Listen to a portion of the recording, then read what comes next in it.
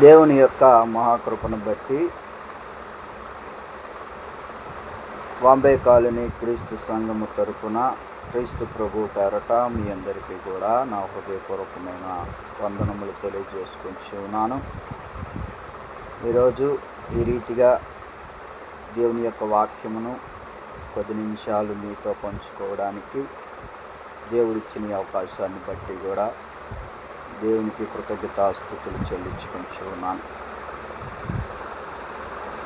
ఇక్కడ రోమాపత్రికలో 12వ అధ్యాయము 12వ వచనంలో మనము ఆ వచనములో ఉన్న మాటలను మనం గమనించినట్లయితే, అపోస్తులైన పౌలు రోమా పట్టణంలో ఉన్న ప్రజలకు కానీ లేదా ఆ స్థానిక సంఘానికి కానీ ఇక్కడ పౌలు గారు ఆ పత్రికలో రాస్తున్నటువంటి మాటలు, నిరీక్షణ గలవారై సంతోషించుచు శ్రమయందు ఓర్పు కలిగి ప్రార్థన యందు పట్టుదల కలిగి ఉండుడి. మనం ఈ వచనాలను చదువుతూ ఉంటాం, కానీ ఈ వచ్చిన భావాలను మనం లోతుగా అర్థం చేసుకోవటంలో మాత్రం విఫలమవుతూ ఉంటాం. ఇక్కడ ఈనాటి క్రైస్తవులుగా జీవిస్తున్న వారు క్రైస్తవులందరికీ కూడా ఈ మాటలు గొప్ప హెచ్చరికలు. సాధారణంగా నిరీక్షణ అంటే మనము ఎదురు చూడటం. చూడండి, ఒక వ్యక్తి కానీ లేదా ఒక వ్యక్తి ఆ టయానికి వచ్చి డబ్బులు ఇస్తానని కానీ చూసినప్పుడు ఆ వ్యక్తి గురించి ఎదురు చూస్తూ ఉంటారు, లేదా ఆ వ్యక్తి వచ్చి డబ్బులు ఇస్తాడని ఎదురు చూస్తూ ఉంటాడు. ఆ ఎదురు చూస్తూ చూస్తూ చూస్తూ వాళ్ళ ఓపిక, అంటే లేట్ అయ్యే కొద్ది వాళ్ళ ఓపిక నశించిపోతూ ఉంటుంది. నశించిపోతూ ఉన్నప్పుడు వాళ్ళల్లో చిరాకు, ఇరిటేషను ఇవన్నీ కూడా కనబడుతూ ఉంటాయి. కానీ ఇక్కడ నిరీక్షణ గలవారై సంతోషించుచు, ఇక్కడ సంతోషం గురించి మాట్లాడుతూ ఉన్నాడు. సంతోషం ఎవరికి? దేవుడు నమ్మిన బిడ్డలకు, అంటే క్రైస్తవులకు, దేవుని పిల్లలకు. సంతోషము అనే దాని గురించి మనము చూడాలి. సంతోషం ఎక్కడుంటుంది? క్రీస్తు ప్రభువులోనే సంతోషం ఉంటుంది. ఫిలిప్పీ పత్రిక మనం 4వ అధ్యాయం 4వ వచనంలో ఏం తెలియజేస్తూ ఉంటుంది చూడండి. ఫిలిప్పీ పత్రిక మనం చూసినట్లయితే, ప్రభువునందు ఆనందించుడి, మరలా చెప్పుచున్నాను ఆనందించుడి. అంటే ఎక్కడ ఆనందం ఉంది? ప్రభువులో ఆనందం ఉంది.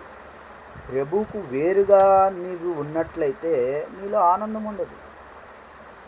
నువ్వు ఎప్పుడైతే ప్రభువుని కలిగి జీవిస్తావో, క్రీస్తు ప్రభు మార్గంలో నడుస్తావో, ఆయన యందు అడుగుజాడలో నడుస్తూ నువ్వు నిరీక్షణతో ఎదురు చూస్తూ నువ్వు అడుగు వాటిని, ఊహించు వాటిని ఇస్తాడు అని నమ్మకంతో నీవు ఆయన్ని కలిగి జీవించినప్పుడు నీకు ఎప్పుడూ సంతోషమే ఉంటుంది. ఇక రెండో మాటగా మనకి చూస్తే, శ్రమయందు ఓర్పు కలిగి ఉండుడి. చూడండి, శ్రమయందు ఓర్పు కలిగి ఉండుడి. ఎవరికి శ్రమ? ఇక్కడ శ్రమలో కూడా ఏం ఉండాలంటున్నాడు? దేవుని వాక్యం ఏం తెలియజేస్తూ ఉన్నది? మనం ఆలోచన చేస్తే, ఆ శ్రమలు సహించాలి. శ్రమను సహించువాడు ధన్యుడు అంటుంది యాకోబు పత్రికలో. ఎప్పుడైతే నీకు శ్రమ వచ్చిందో నువ్వు ఆ శ్రమలో ఓర్పు కలిగి జీవించాలి. మనం బైబిల్ గ్రంథంలో పరిశీలన చేస్తే, ఆ శ్రమలలో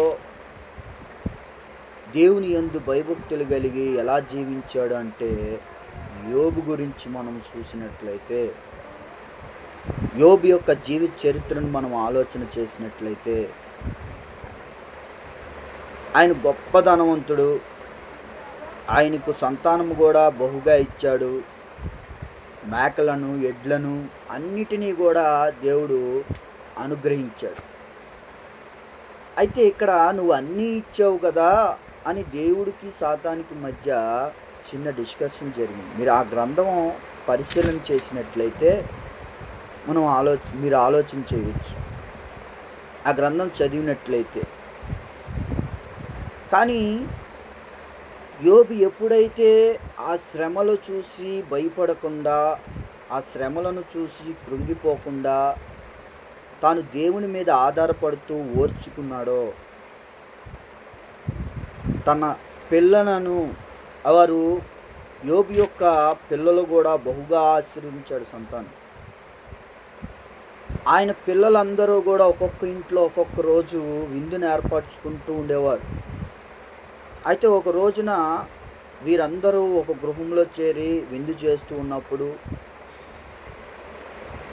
ఆ బిల్డింగ్ కూలిపోయి వారి పిల్లలందరూ కూడా చనిపోయారు. ఆ పిల్లలు చనిపోయినప్పుడు అలాగనే తన భార్య మరి తన స్నేహితులు కూడా ఈ దేవుడిని దూషించు, ఎందుకు ఈ దేవుడు ఇంకా విడిచిపెట్టు అని చెప్పేసి అంటున్నప్పుడు చూడండి, భార్య కూడా భర్తను వేధిస్తూ ఉంది, ఈ దేవుని విడిచిపెట్టే అని. అక్కడ ఆయన ఒకటే మాట అన్నాడు, ఆయనే ఇచ్చాడు, ఆయనే తీసుకుంటాడు. ఇక్కడ అంతేకాదు, సాతానుడు ఇంకా ఆ దేవుణ్ణి నువ్వు అన్నీ ఇచ్చావు, ఈయన ఇంకా ఉండట్లేదని చెప్పి అంటున్నప్పుడు కూడా దేవుడు ఒకటే చెప్పాడు, తన ప్రాణము తప్ప నువ్వు ఏదన్నా చేయనన్నప్పుడు తనకు ఒళ్ళంతా కూడా కురుపులు ఇచ్చాడు. అంటే ఒళ్ళు మొత్తం ఆ యొక్క కురుపులతో జీవిస్తూ ఉన్నాడు. తను అసహించుకుంటున్నారు, అయినా సరే దేవుని విడిచిపెట్టలేదు. ఆ శ్రమలో, ఆ ఇబ్బందుల్లో, ఆ బాధల్లో, అనారోగ్యంలో, అన్నిటిలో కూడా దేవుని మీద ఆధారపడి జీవించాడు. ఓర్చుకున్నాడు, శ్రమను ఓర్చుకున్నాడు, ఆ ఓర్పు కలిగి జీవించాడు. మరి ఈరోజు ఈనాటి క్రైస్తవులు చిన్న శ్రమ వచ్చేసరికి దేవుణ్ణి దూషించే విధానానికి ఈనాడు క్రైస్తవ ప్రపంచం మారుతుంది. వారు గ్రంథాలు చదువుతూ ఉంటారు, కానీ గ్రహించటంలోకి లేకపోతున్నారు. నువ్వు ఎప్పుడైతే దేవుని మీద ఆధారపడతావో, నువ్వు ఆయన ఆనుకొని జీవిస్తావో, నీకు శ్రమ వచ్చిందంటే నీ యొక్క భక్తి విశ్వాసానికి పరీక్షేమో అని పరిశీలన చేసుకో. నువ్వు నిజంగా శ్రమ వచ్చింది అంటే నువ్వు దేవుని ఎడల నమ్మకముగా యథార్థముగా జీవిస్తున్నావనే అర్థం. నువ్వు అలా జీవించినట్లయితే నీవు శ్రమ వచ్చినా నువ్వు తట్టుకోవాలి. చూడండి, ఒక వ్యక్తి ఒక 50 కేజీలు బరువును మోస్తాడు. సపోజు ఒక సిమెంట్ బస్తా మోస్తాడు అనుకోండి. అదే వ్యక్తి ఇంకొక బస్తా వేసామనుకోండి, 100 కేజీలు బరువు మోయగలడా?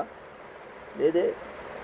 అంటే నీవు ఎంతగా శోధింపబడతావో అంతకు మించి ఎక్కువ శోధన నీకు ఉండదు. కానీ ఆ శోధనలో కూడా నువ్వు ఓర్పు కలిగి జీవించాలి, దేవుని మీద ఆధారపడి జీవించాలి.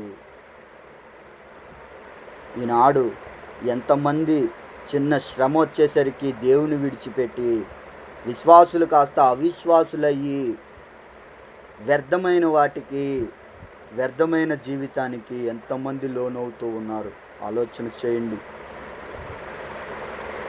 అంతేకాదు, రోమపత్రికలోనే మనం చూసినట్లయితే చివరిగా ప్రార్థన యందు పట్టుదల కలిగి ఉండుడి. ప్రార్థన యందు పట్టుదల కలిగి ఉండాలంట. ఈనాడు క్రైస్తవ ప్రపంచానికి ఒక ఆయుధము ప్రార్థనే. ఆ ప్రార్థన జీవితం ఉంటేనే నీవు ఈ లోకంలో కానీ లేదా దేవుని దగ్గర కానీ ఆశీర్వాదాలను పొందుకోగలవు. మనము చూసినట్లయితే యేసుక్రీస్తు ప్రభువారే తాను సిలువకు అప్పగింపబడే రోజున ఆయన ప్రార్థనకు ఏకాంతముగా వెళ్ళాడు. 40 రాత్రులు 40 పగళ్ళు ఆయన ఉపవాసం ఉండి ప్రార్థన చేయడు. దేనికి? ఆ మరణాన్ని తను తట్టుకోవడానికి. మరి ఈనాడు క్రైస్తవులు ఎంత ప్రార్థనా జీవితాన్ని కలిగి జీవిస్తూ ఉన్నారు, ప్రార్థనా పరులుగా జీవిస్తూ ఉన్నారు. ఆలోచన చేయండి. దానియేలు ప్రార్థన గురించి మనం చూస్తే చాలా విషయాలు మనకు బైబిల్ గ్రంథంలో తెలియపరుస్తూ ఉంటాయి. దానియేలు తాను ఒక విగ్రహాన్ని పూజించమని ఆ రాజు కోరుకున్నప్పుడు దానియేలు లెక్క చేయలేదు. అయినా సరే ఆయన్ని తీసుకెళ్ళి ఆ గ్రంథం మనం చదివినట్లయితే మీకు అర్థమవుతుంది. తీసుకెళ్ళి సింహాల బోన్లో వేశారు. దానికి ముందు ఆయన గదిలోకి వెళ్ళి ఏకాంతంగా ప్రార్థన చేశాడు. ప్రార్థనలో దేవుని హస్తాన్ని కదిలిస్తుంది. నువ్వు ప్రార్థన చేయి. ప్రార్థన అంటే ఏమిటి? నీ మాటని దేవునికి తెలియపరుచుట. నువ్వు మెలకువగా ఉండి ప్రార్థన చేయుడి. నువ్వు మెలకువగా ఉండుడి అంటే అపవాది మన చుట్టూ ఉంటాడు, మన చుట్టూ పొంచి ఉంటాడు. ఏ విషయాల్లో నిన్ను పట్టి పీడించటానికి తన దగ్గర ఉన్న బాణాలు ఎలాంటి బాణాలంటే, నీకు ఇష్టం లేనిది అంటే నీకు ఇష్టమైన వాటిని కూడా నువ్వు పొందుకోలేనివి కూడా ఆ రోజు నీకు పొందుకుంటాడు, నీ ముందుకు తీసుకొస్తాడు. అంటే నిన్ను లొంగ తీసుకోవడానికి. నువ్వు వాటిని జయించాలి అంటే నీకు ప్రార్థనా జీవితం ఎంతో అవసరం. ఆ ప్రార్థనా జీవితాన్ని ఈనాడు క్రైస్తవులు కలిగి జీవిస్తూ ఉన్నారా? అనేకుల కొరకు ప్రార్థించేవారుగా ఉన్నారా? ఈ విషయాల గురించి మనం మాట్లాడుతూ ఉంటే చాలా విషయాలు మనకి తెలియపరుస్తూ ఉంటాయి. ఈరోజు ఈ రోమాపత్రికలో 12వ అధ్యాయము 12వ వచనంలో దేవుడు మనతో మాట్లాడిన మాటలను ఈనాటి క్రైస్తవులు గమనించవలసిందిగా కోరుచున్నాను. నిరీక్షణతో ఎదురు చూస్తూ దేవుడు నాకు సహాయం చేయగలిగా ఉన్నాడు అని నమ్మి సంతోషముతో ఆయన సన్నిధిలో జీవించాలి. ఒకవేళ నీకు శ్రమ ఎదురైనట్లయితే, శ్రమలో నువ్వు కృంగిపోతున్నట్లయితే, నువ్వు వాటిని తట్టుకునే శక్తిని కూడా ఇమ్మని ప్రార్థన చేయాలి. శ్రమలో ఓర్పు కలిగి జీవించాలి. ప్రార్థన యందు పట్టుదల కలిగి జీవించాలి. ఈనాడు మనమందరము కూడా దేవుని నమ్మిన బిడ్డలుగా, దేవుని పిల్లలుగా, నీ నా భక్తి విశ్వాసాల ద్వారా దేవుడు మన నుండి ఏమి కోరుకుంటున్నాడో, ఏమి ఆశిస్తున్నాడో చూడండి. ఒక బిడ్డ చదువుకుంటూ ఒక క్లాస్ నుండి ఇంకో క్లాస్కి ఎదుగుతూ వెళ్తాడు. కానీ 10th క్లాసులో ఒక్క మార్క్ మిస్ అయినా లేదా ఒక సబ్జెక్ట్ మిస్ అయినా ఫెయిల్ అవుతాడు. ఎందుకు? తను ఆ చదువులో శ్రద్ధ కలిగి జీవించాలని. ఈనాడు ఈ పాడు లోకంలో జీవిస్తున్న క్రైస్తవ ప్రపంచం, క్రైస్తవ జీవితాలు వారి విశ్వాస జీవితాల మీద ఆధారపడి దేవుని యందు భయభక్తులు కలిగి దేవుడు కోరిన విధంగా దేవుని యొక్క అడుగుజాడలో నేను నడవాలని ఈరోజు దేవుడు మనతో మాట్లాడుతూ ఉన్నాడు. రోమాపత్రికలో ఉన్న సంఘానికే కాదు, ఈనాడు ఈ వీడియో చూస్తున్న ప్రతి ఒక్కరికి కూడా దేవుని యొక్క వాక్యము మనకు తెలియపరుస్తూ ఉన్నది, వివరిస్తూ ఉన్నది. నిరీక్షణ గలవారై సంతోషించుచు, శ్రమ యందు ఓర్పు కలిగి, ప్రార్థన యందు పట్టుదల కలిగి జీవించాలని, విశ్వాస వీరులుగా, శ్రమను సహించేవాళ్ళుగా, శ్రమను ఓర్చుకునే వాళ్ళుగా, శ్రమను జయించగలిగే ప్రార్థనా శక్తి కూడా పొందుకోవాలని, క్రీస్తులోనే సంతోషం ఉన్నదని గుర్తెరిగి జీవించాలని మీ అందరినీ కోరుతూ ఉన్నాను.